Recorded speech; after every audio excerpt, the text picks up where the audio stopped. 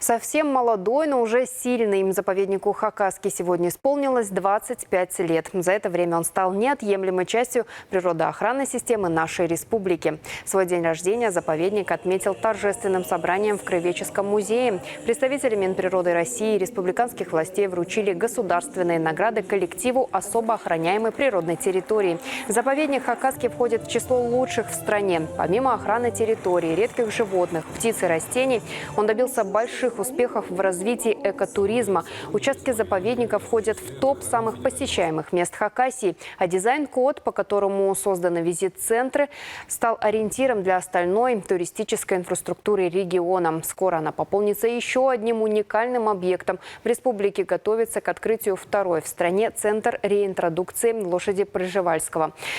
Это проект федерального масштаба, и, как полагает представитель Минприроды России, его реализация стала возможна благодаря команде заповедника. На самом деле это показательный заповедник, одно из лучших особо охраняемых природных территорий Российской Федерации. Мы гордимся, что у нас есть такие коллеги, которые здесь, на Хакасской земле, создают замечательную территорию.